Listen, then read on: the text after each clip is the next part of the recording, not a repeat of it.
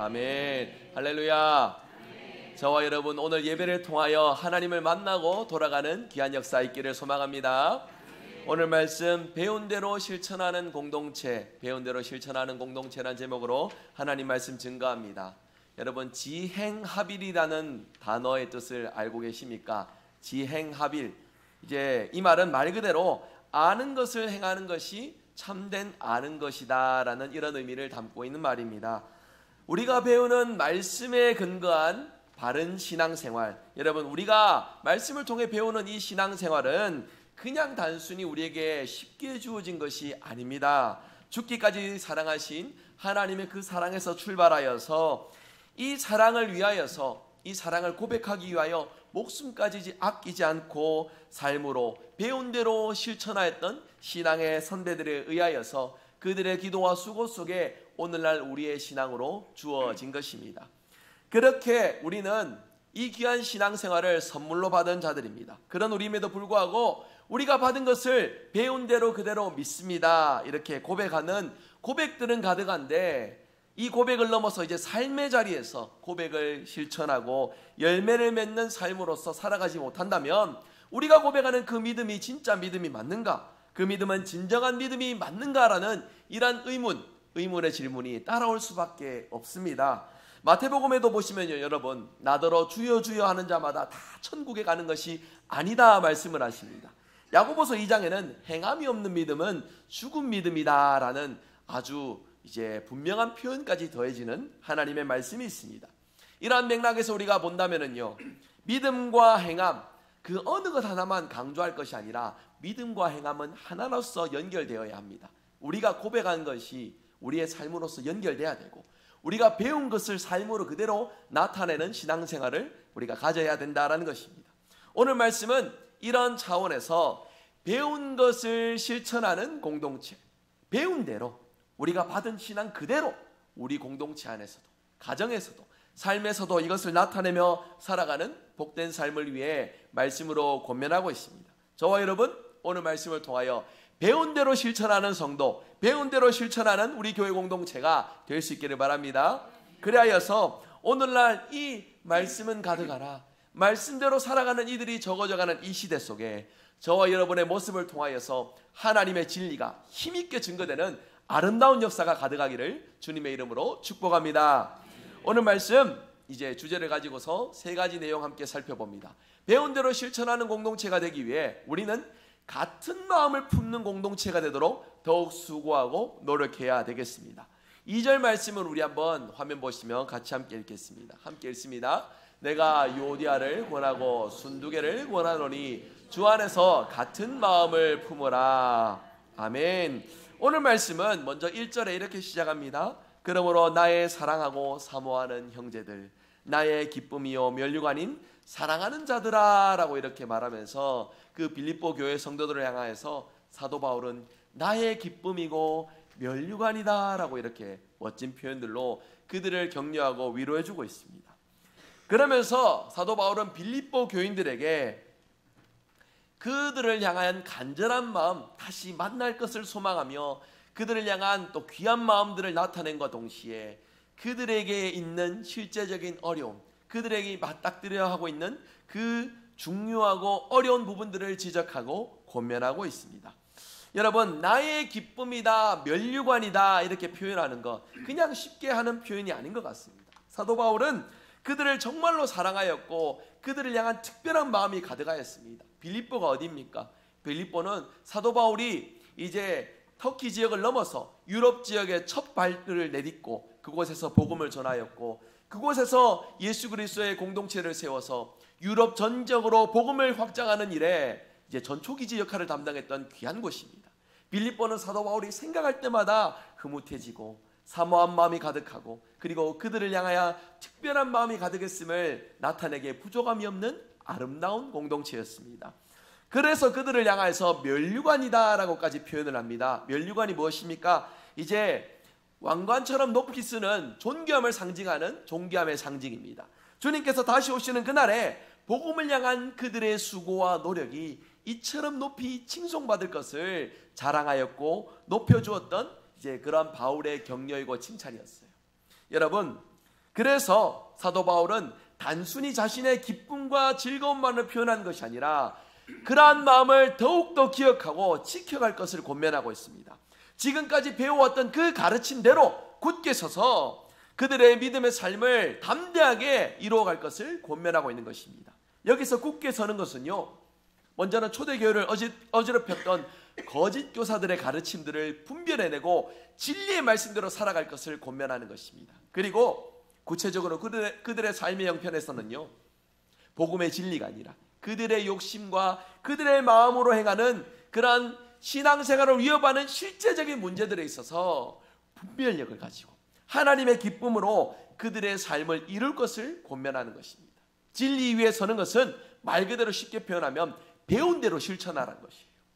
진리 안에 머물러서 단순히 이 교회의 자리, 예배드리는 자리뿐만이 아니라 삶의 자리에서도 배운 대로 실천하는 진리 위에 서는 삶을 살아갈 것을 권면합니다. 이러한 부분을 권면하면서 그들에게 있던 가장 실제적인 문제, 해결하지 못한 가장 어려운 문제를 지금 주제로 꺼내들고 있습니다. 그것은 그들 안에 있는 분쟁의 문제입니다. 다툼의 문제. 이를 위하여서 두 여인의 이름을 언급합니다. 두 여인의 이름은 요디아이고 순두개라는 여인의 이름입니다. 빌립보 교회 안에 있었던 불화의 원인의 핵심 인물들이었기에 사도 바울은 이 서신을 통하여서 두 여인의 이름을 직접 권면하며 그들 안에서 같은 마음, 한 마음을 품을 것을 말씀하고 있습니다. 오늘날로 치면 우리 교회 기준으로 한번 표현을 해보자면은 이제 요디아, 순두개 이 두 사람은 각각 여전도회의 회장님 정도 역할 하지 않을까 싶습니다. 이제 빌립보 교회의 사역의 핵심 인물이었고, 그리고 빌립보 교회의 지도자 역할을 담당했던 그런 이들로서 성경학자들은 평가를 합니다. 요디아, 순두개가 지금은 비록 다투어서 교회를 분열시키는 요인이 되었지만은 전에는 빌립보 교회를 위하여서 끊임없이 수고하고 헌신했던 귀한 이들이었음을 우리가 말씀 통해 짐작해 볼 수 있습니다. 그러나 그러한 수고에도 불구하고 결국에는 그들의 대립과 분열로서 지금 교회가 혼란스럽게 되었습니다. 어려움을 겪고 있다는 것입니다. 그러한 갈등의 요인의 중심인물 이 두 여인의 이름을 직접적으로 거론하며 무엇을 권면하였습니까? 같은 마음을 품으라고. 아무리 사역이 좋고 봉사와 헌신이 좋더라도 주 안에서 같은 마음을 품지 못하기에 지금 이러한 안타까운 책망의 말씀을 듣고 있는 것입니다. 그러면서 사도 바울은 이 책망의 말씀 이후로 그들의 직접적인 어떤 행동이나 잘못을 지적하고 언급하지는 않습니다. 같은 마음을 품을 것을 권면하면서 이에 대하여서 그들이 함께 한 멍에를 맨 자들임을 분명히 언급하고 있는 것이에요. 3절 말씀을 보시면 그 내용이 나옵니다. 3절 말씀 한번 보시겠습니까? 같이 읽겠습니다. 또 참으로 나와 멍에를 같이 한 내게 구하노니 복음에 나와 함께 힘쓰던 저 여인들을 돕고 또한 글레멘드와 그 외의 나의 동역자들을 도우라. 그 이름들이 생명책에 있느니라. 아멘. 빌립보 교회 성도들을 향하여서 나와 함께 멍에를 매는 자들이여, 복음에 함께 나와 수고했던 저 여인들을 도우라. 주님 안에서 귀한 일들을 담당했던 이들이나 그들의 욕심에, 그들의 연약함에 같은 마음을 품지 못하니 그들을 도우라. 어떻게 도우라고요? 같은 마음을 품을 수 있도록 사랑으로 위로하고 격려하고 공감해주고 같은 자리에 함께 있어서 주 안에서 같은 마음을 고백하고 품는 성도들로서 다시금 돌이킬 것을 권면하고 있다는 것입니다. 여기서 여러분 중요한 의미가 담겨져 있습니다. 다시 강조합니다. 사도 바울은 이 여인들에게 같은 마음을 품을 것을 권면하지 그들에게 있는 실제적인 어떤 행동과 문제들을 지적하지는 않습니다. 그러한 잘못을 나열하면서 책망하고 그들에게 대하여서 그들의 행위를 부끄럽게 여기는 모습들로서 그들을 권면하는 것이 아닙니다. 그들에게 같은 마음을 품을 것을 권면하며 함께하는 형제들이 이 같은 마음을 모두 함께 품어서 주 안에서 굳게 설 것을 권면하고 있는 것입니다. 여러분, 중요한 의미입니다. 단점을 드러내는 것이 아닙니다. 복음에 대해 앞서 수고했던 점들을 더 부각시키면서 다시 복음 안에서 화합할 것을, 이 진리를 위해서 한마음이 될 것을 권면하고 있는 것이에요. 비록 다툼이 있었지만 무엇입니까? 그들 모두가 다 하나님 나라의 자녀들이고 백성이라는 것을 강조하는 것입니다. 여러분, 사람들이 모인 곳이라면은 어디든지 갈등과 분열이 생기기 마련입니다. 많은 이유가 있겠지만은요, 이 갈등과 분쟁의 원인은요, 서로 각자의 이해관계가 다르기 때문에 서로가 대립하고 분열하는 것이 아닐까 싶습니다. 그래서 같은 뜻을 가지고 모였다 할지라도요, 서로의 이해관계가 아주 조금만 틀어지면은 거기에서 분쟁은 출발합니다. 거기서 미움은 싹트게 됩니다. 그러면서 같은 신앙의 고백을 가지고 있음에도 불구하고 서로가 같은 마음이 아닌 그러한 안타까운 모습으로서 바뀌어질 수 있다는 것이에요. 그렇기 때문에 오늘 우리가 잊지 말고 기억해야 될 것이 무엇입니까? 우리 모두 같은 마음을 품는 것입니다. 같은 마음의 기준이 무엇입니까? 주님의 마음이에요. 우리 예수님은 우리 공동체를 향하여 무엇을 원하실까? 우리 예수님은 우리 가정을 향하여서 무엇을 원하실까? 우리 예수님은 지금 나의 삶을 향하여서 무엇을 원하실까? 여기에 집중하면은 우리의 이해관계가 다 다를지라도 우리의 이해관계를 넘어서 우리를 죽기까지 사랑하신 예수님 안에서 우리가 하나가 될 수 있습니다. 여러분, 우리 공동체를 놓고서도 한번 생각해 보세요. 우리가 예수님 아니면은 같은 마음 품기 참 어렵지 않겠습니까? 여기 계신 분들 각자의 주장만 다 담더라도요, 벌써 100개가 넘습니다. 그렇지 않습니까? 이 100가지 넘는 것을 교회의 질서와 원칙과 기준으로서 삼기 위해서 100명이 서로가 각자 다 다른 소리를 낸다고 생각해 보세요. 얼마나 여러분 우리 안에 하나가 안 될 이유들이 질비하겠습니까? 다투고 분열하고 그러면서 미워할 이유들이 얼마나 더 많아지겠습니까? 이러한 어떤 우리의 각자의 이해관계들에 머물러 있다면 하나가 되는 것이 아니라 둘, 셋, 넷, 100가지로 쪼개질 이유들이 더 질비한 것이 교회 공동체입니다. 그러나 교회는 무엇입니까? 죽기까지 사랑하신 예수님의 희생과 헌신, 그 아름다운 사랑으로 우리가 하나가 되었습니다.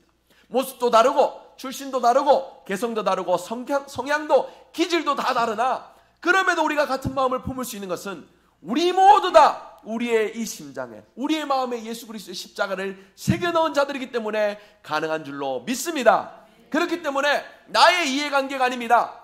우리 주님이 무엇을 원하시느냐가 우리의 기준이 되어야 됩니다.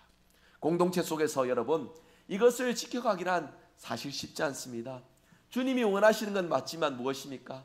나의 마음은 원이로되 육신이 약하여서 그런 이유에서 한 걸음 더 뒤로 물러나기도 하고요. 그리고 서로가 주님에 대한 어떤 마음이 특별한 그 마음에서 출발하여 하나님의 말씀에 대한 분별력과 기도하면서 이 일들을 이뤄가는 것이 아니라 나의 열심으로써 앞장세워 채워가다 보면은 교회는 하나 될 이유로 모였지만은 거기에서 더 많은 이유들로 분열할 이유들로 나뉘게 된다는 것을 우리가 잘 알게 됩니다. 우리가 이 부분을 좀 분명하게 기억하면서 우리의 삶에 분명하게 적용하였으면 좋겠습니다. 여러분 이제 연말이 다가옵니다.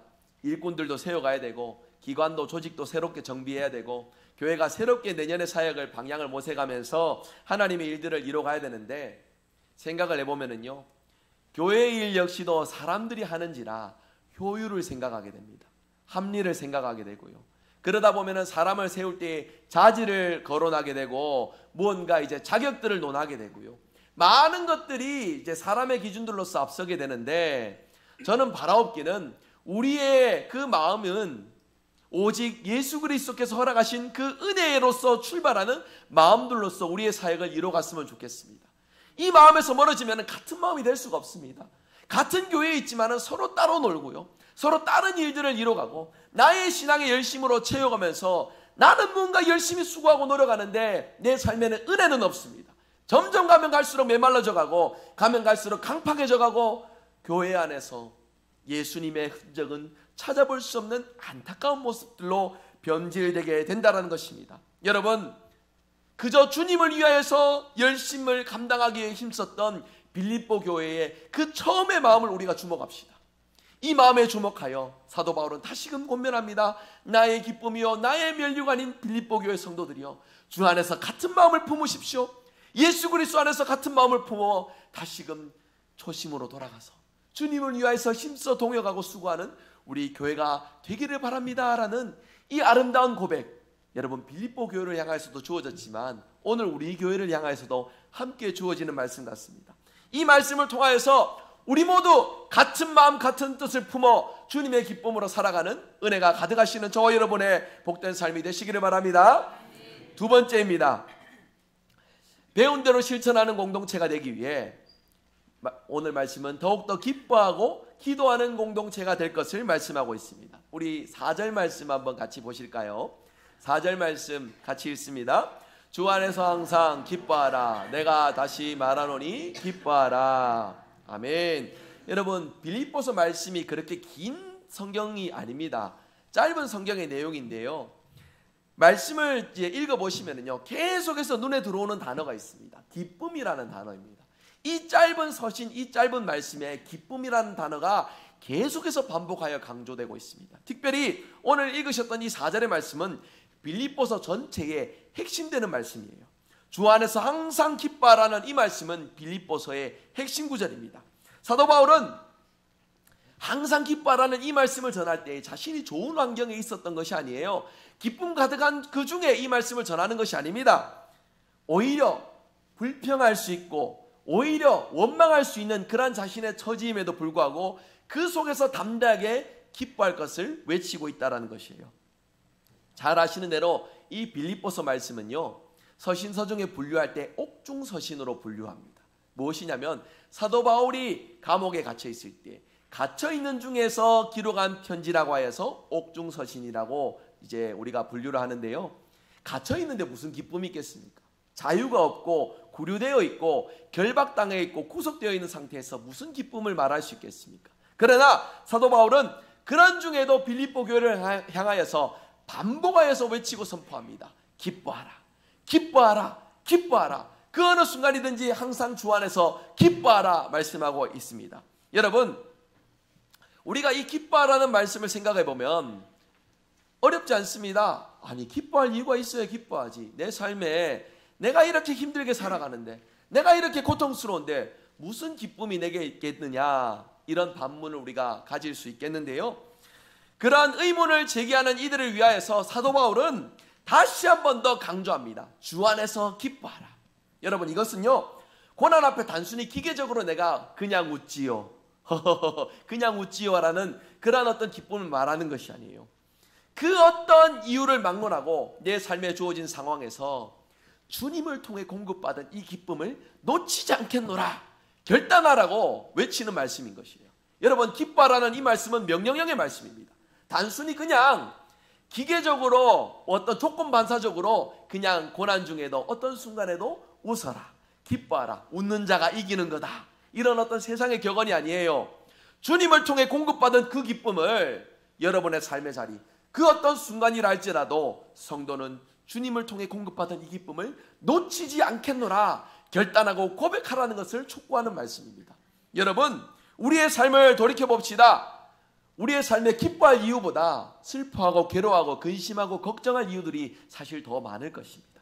그럼에도 오늘 이 말씀은요, 우리에게 기뻐하라 말씀입니다. 단순히 행복했던 추억을 떠올려보고 미래적으로 어떤 소망을 가지고서 기뻐하는 그 정도의 인간의 마음이 아니라 누구 안에서 기뻐하라고요? 주 안에서 기뻐하라. 주님만이 나의 유일한 위로이시고 나의 소망이 되시고 나를 누구보다도 잘 아시는 주님이 항상 내 편에 계셔서 지금 나와 동행하심을 기억하오니 주여, 그런 마음을 기억하면서 내가 기뻐하겠습니다.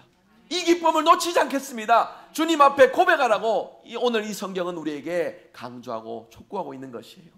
여러분, 우리 함께 결단할 수 있기를 원합니다. 주님을 통해 공급받은 이 기쁨을 어떤 순간에도 놓치지 않는 저와 여러분의 복된 삶이 되시길 바랍니다.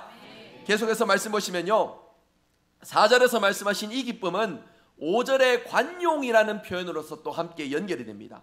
기쁨이 자기 자신을 향한 실천이라 한다면 그 결과는 타인에게까지 좋은 영향으로서 나타날 수 있다는 것이에요. 그렇기 위해서 이제 4절의 기쁨은 나 자신의 기쁨을 말하는 것이며, 이제 관용은 무엇입니까? 나를 통해 세상이 더욱더 주님을 통해서 맛보는 그 기쁨을 누리는 그러한 도구가 되도록 우리는 관용의 마음으로서 살아가야 됨을 성경은 말씀하고 있습니다. 관용이 무엇입니까? 넉넉한 마음입니다. 용서의 마음, 그리고 다른 이들을 배려하고 섬겨주는 마음, 그것이 나의 어떤 도덕적인 의식에서 무언가 윤리적인 태도에서가 아니라 주 안에서 나의 기쁨을 깊이 맛보고 기꺼이 하나님을 사랑하듯 이웃을 사랑하는 복된 삶을 살도록 성경은 우리에게 권면하고 있는 것입니다. 여러분 어떻습니까?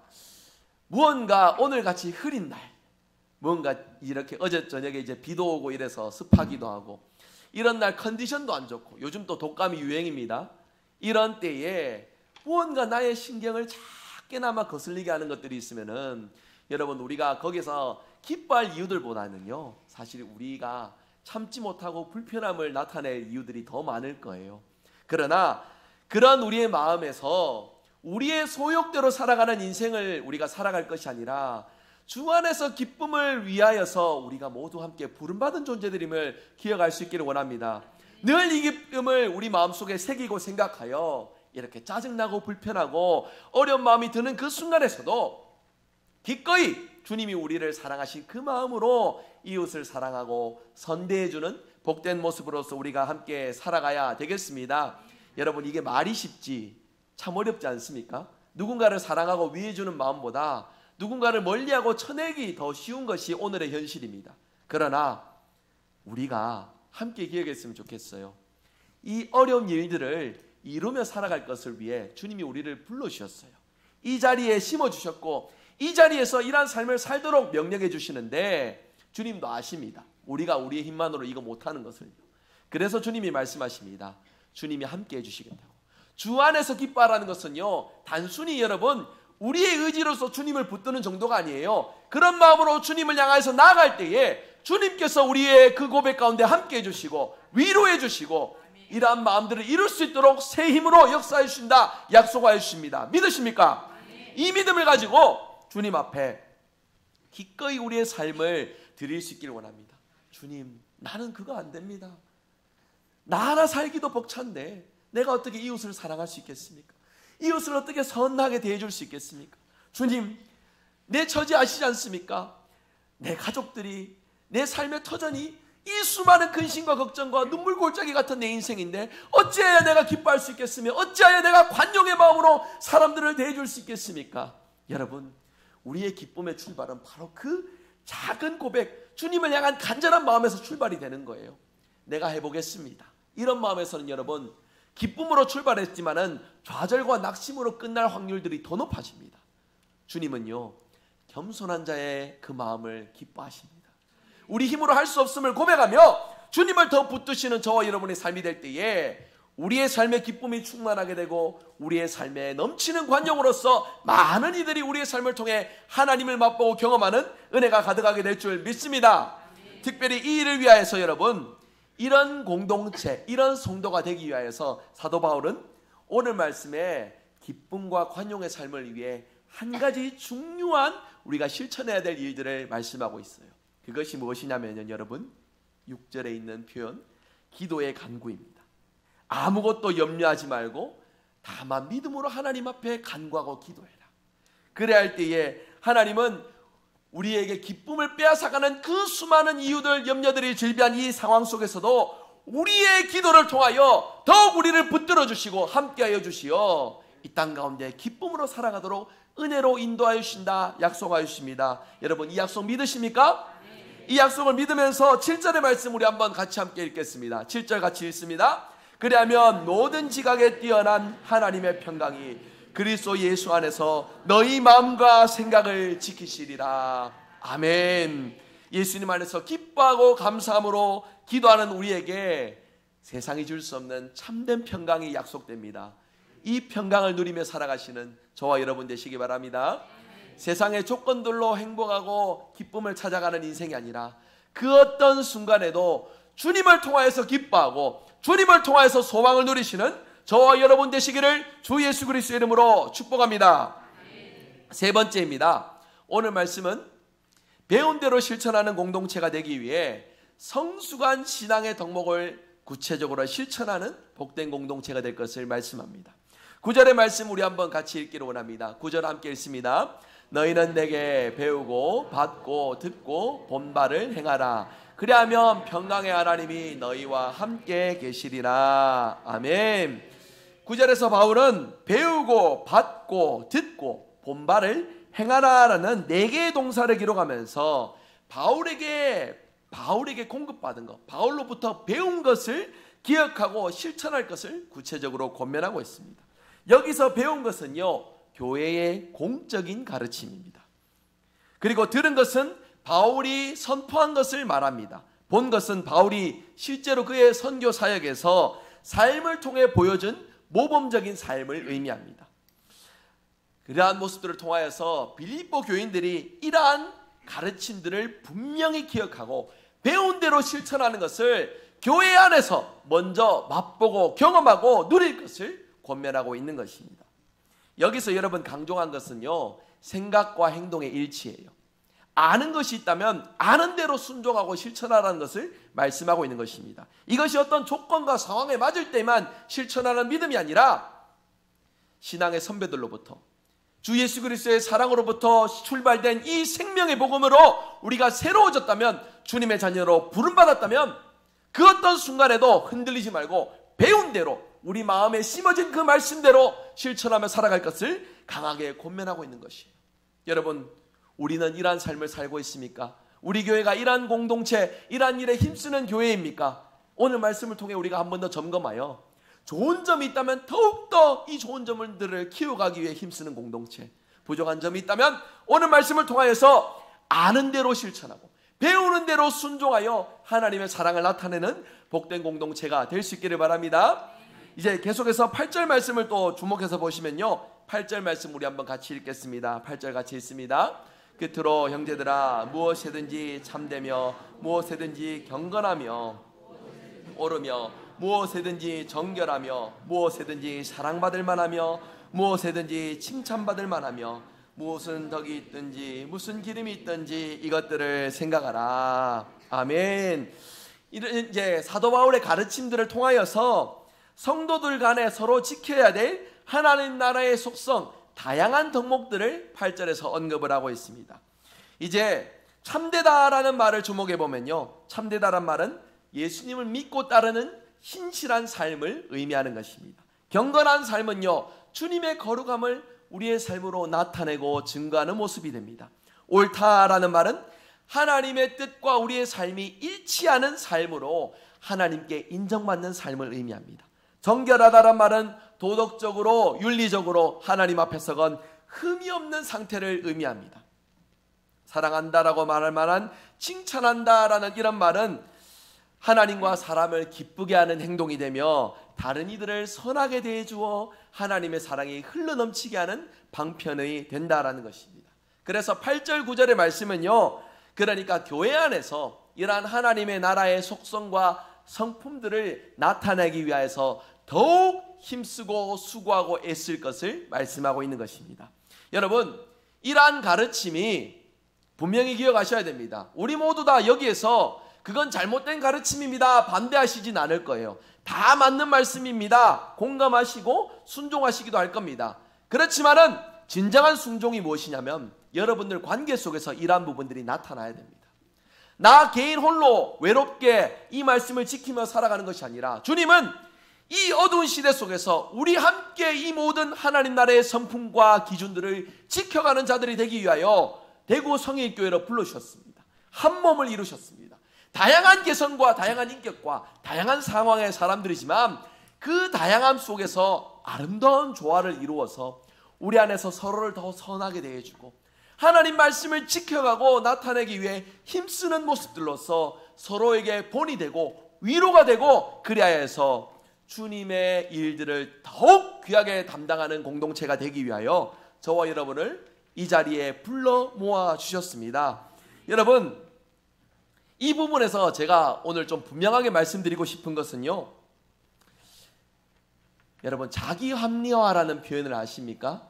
무엇이냐면요, 분명한 진리, 그것이 옳은 일이나 내가 그렇게 따라가지 못하는 것에 대하여서 내 나름대로의 이유들로서 그 진리의 말씀을 뒤로하는 우리의 연약한 모습들, 이것을 저는 좀 줄여보아서 자기 합리화라는 표현으로서 말씀드리고 싶습니다. 설교 중간에 말씀드렸습니다. 마태복음 26장 41절에 마음에는 원이로되 육신이 약하여 라는 이 표현의 말씀을 마치 우리의 연약함에 기대어서 내가 그 말씀대로 살아갈 수 없음을 고백하는 그러한 의미로서 오용하는 경우들이 생긴다라는 것이에요. 여러분, 생각해보면 좀 더 그렇습니다. 성령님의 임재를 경험하지 못했던 예수님의 제자들은 3년 동안이나 예수님 곁에서 가르침을 받았습니다. 그럼에도 불구하고 그들이 예수님이 고난받으시던 그 순간에 뿔뿔이 흩어지고 두려움과 그리고 또 무서움 속에 자신을 감추고, 심지어는 베드로는 닭이 울기 전 3번씩이나 예수님을 부인하는 그런 모습까지 보여줬습니다. 하물며 제자들인데, 주님으로부터 직접 가르침을 받은 그들인데 우리라고 별거 있겠느냐라는 싶은 심정에 내가 그것을 알지만 지켜가기 어려운 형편이잖아요 라고 하면서 마음은 원이로되 육신이 약하여 라는 이런 어떤 말씀의 표현들을 빌려서 사용하는데요. 여러분, 비겁한 변명 같습니다. 무엇이냐면요, 우리가 예수님의 가르침을 본받아 살아가는 것은 어떠한 신앙의 위인들만 이런 일들이 가능한 정도로서 성경에 그런 말씀의 범위를 정해놓은 것이 아니에요. 평범한 우리 자신들이지만 이 말씀이 우리에게 주어진 것은요, 우리도 이 말씀을 지키고 살아갈 수 있는 자들이다, 이 세상 속에서 그러한 자들로서 택해 주시고 불러주셨다는 것을 우리 주님이 약속하여 주시고 확증해 주시는 거예요. 내가 지킬 수 없는 많은 이유들이 있겠지만은 주님, 그럼에도 불구하고 내가 지켜갈 수 있도록 나의 입술을 만져주시고 내 마음속에 뿌리 깊게 자리 잡고 있는 내 생각, 이 감정들을 덜어내 주시고 주님의 사랑으로 어루만져 주시어 변화시켜 주시옵소서. 이러한 기도로서 주님을 더 붙드실 수 있어야 되겠습니다. 분명히 말씀드립니다. 무슨 초월적인 능력이 있는 사람만이 이 말씀대로 살아가는 것이 아니에요. 평범한 사람, 연약한 사람, 부족함이 많은 우리의 모습이지만 그럼에도 불구하고 주님은 이 말씀을 우리에게 주셨습니다. 믿으십니까? 우리에게 주신 말씀입니다. 우리가 지킬 수 있고 우리가 열매를 맺을 수 있고 그리하여 살해 역사하시는 하나님의 은혜를 누릴 수 있는 자들로 저와 여러분을 불러주셨다는 것이에요. 하나님 나라의 이 덕목을 실천하는 교회가 될 때에, 여러분, 그럴 때 우리 교회가 소망이 있습니다. 여러분, 인구 통계에 의하면은요, 가면 갈수록 이제 인구가 저출산에 의해서 급격히 줄어든다라고 합니다. 그래서 2050년이 되면은요, 한국 교회는 소멸의 위기에 직면하게 된다라는 이런 어떤 평가까지 있습니다.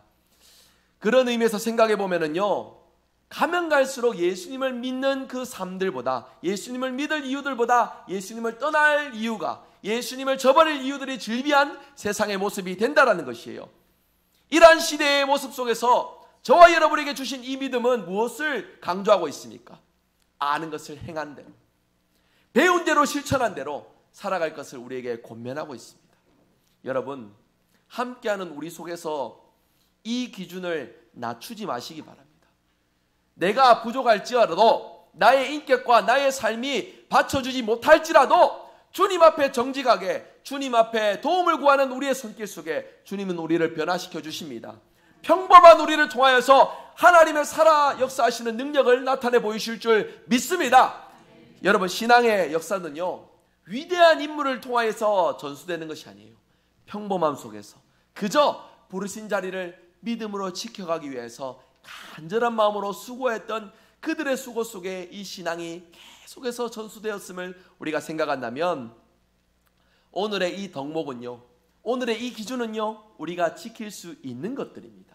지금 당장에는 멀리 보일지라도 우리가 함께 모일 때마다 함께 기도하고, 함께 사모하고, 함께 격려해주고, 함께 위로해 주어서 우리 교회 안에서 이것을 맛보고 누리는 공동체가 될 것을 하나님께서 말씀하고 계세요.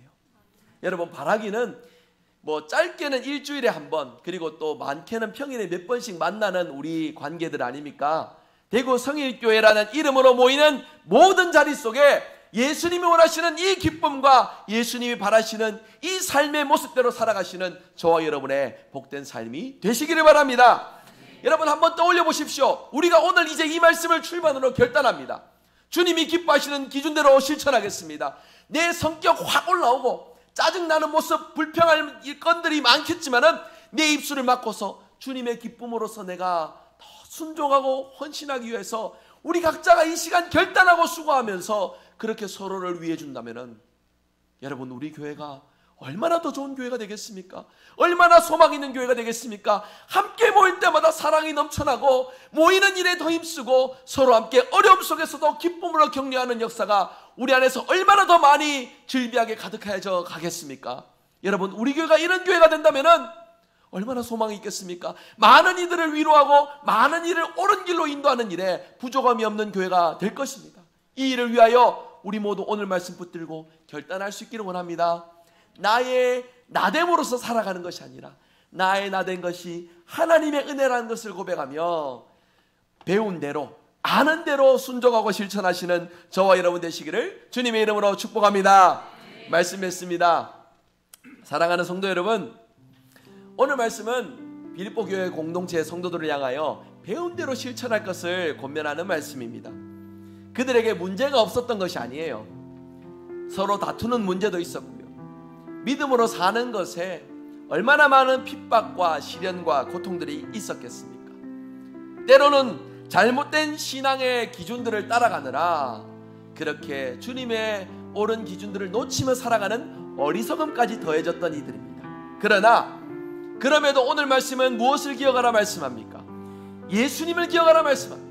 우리를 하나 되게 하시고 죽기까지 사랑하신 주님의 그 은혜를 기억할 것을 말씀하고 있습니다. 그분의 가르침을 기억하고 그분의 가르침대로 섬기고 행하고 순종하는 공동체, 주님은 이 메마르고 황폐한 시대 속에 바로 그런 공동체를 찾고 계십니다. 우리 교회는 어떻습니까? 그런 공동체가 맞습니까? 여러분, 이 부분에 우리가 하나님 앞에 정직하게 솔직하게 나아가서 하나님의 은혜를 더욱 구하여서 나날이 갈수록 발전하고 성장하는 공동체가 되어 이 황폐한 시대 속에 주님의 마음을 잘 나타내는 복된 공동체로 자리매김할 수 있기를 바랍니다.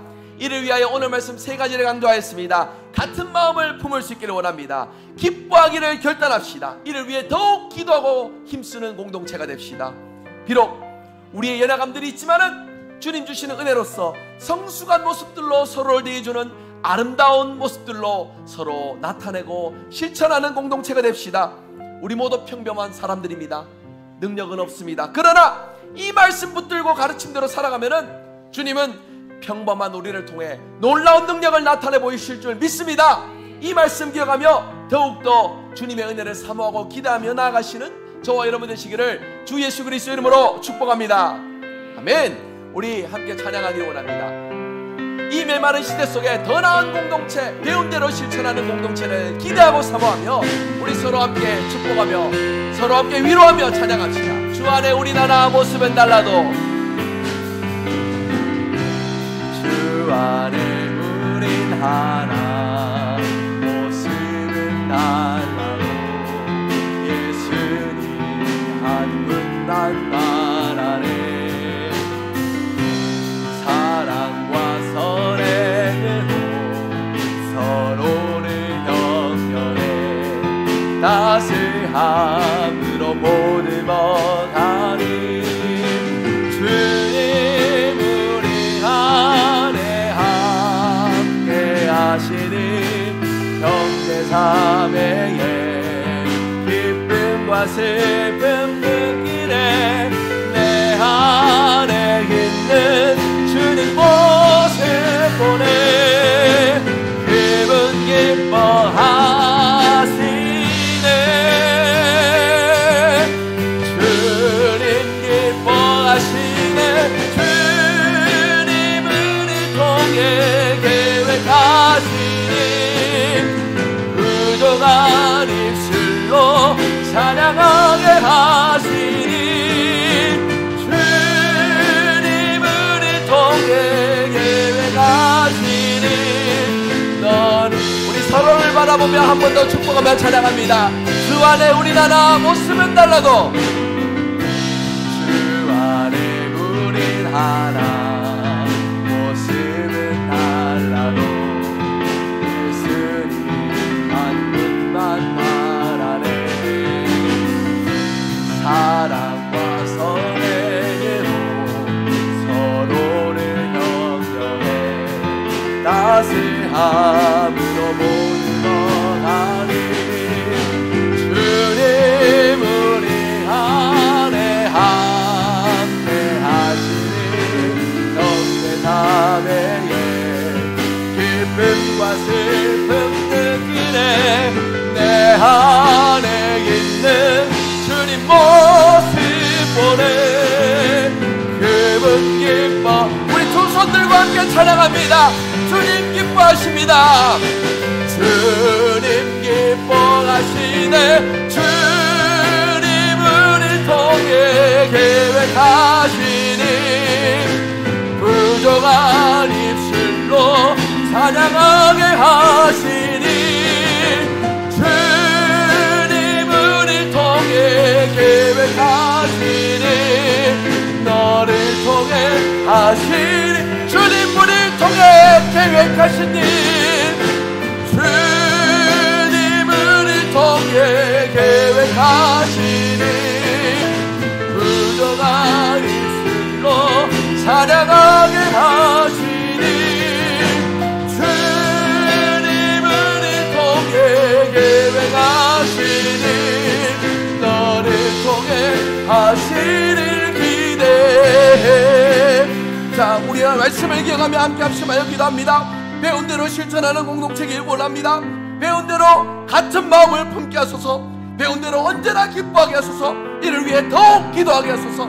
배운 대로 성숙한 성도로 살아가게 하여 주시옵소서. 우리 말씀 붙들고 함께 합심하여 간절한 마음으로 기도합니다. 기도하겠습니다.